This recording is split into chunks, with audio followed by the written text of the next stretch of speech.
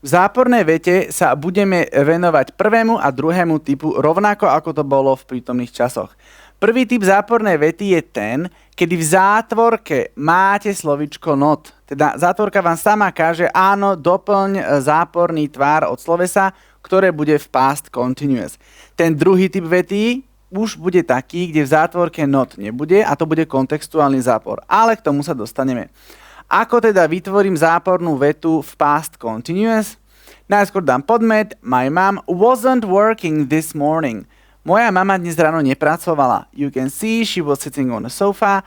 Zápor sa vytvorí tak, že k pomocnému slovesu, bude tam teda was alebo were, to už vieme z skladnej vety, sa dá slovíčko not, indikátor záporu. Veľmi často sa používa táto skrátená forma wasn't working. Keby chcem dať plný tvar, môžem povedať was not working, ale časová, viete, ako preferencia, musí to byť čo najrýchlejšie povedané, čo najkratšie, tak práve preto sa to používa v skrátenom tvare. My mom wasn't working this morning.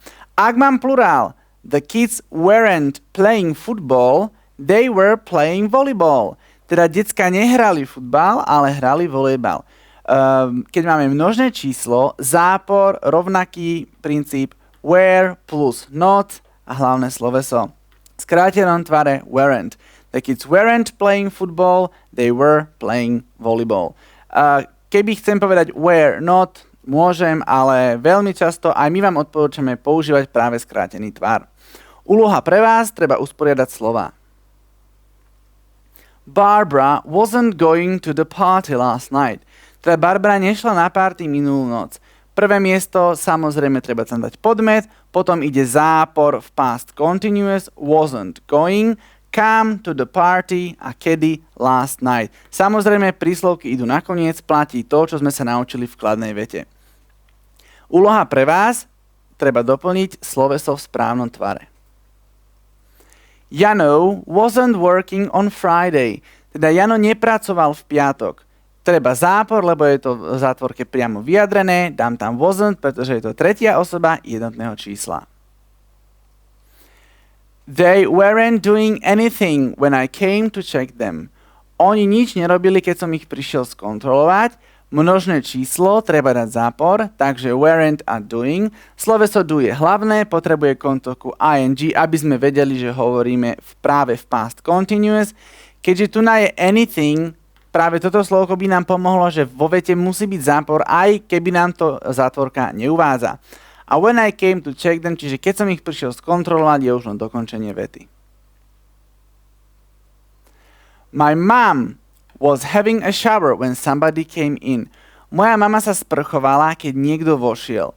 Pozor, v zátvorke nie je slovičko not, a teda nemám dôvod dávať zápornú vetu, môžem dať vetu kladnú. Pozor, ale having, keď napíšem v priebehovom tvare, nám vypadáva. Teda was having bude bez Keby tam dáte my mom wasn't having a shower when somebody came in, no gramaticky by tá veta bola správne, ale nežiadali sme od vás doplnenie not, tak práve preto tá veta je kladná. My classmates weren't doing anything when the teacher left the classroom. Moji spolužiaci nič nerobili, keď učiteľ odišiel z triedy.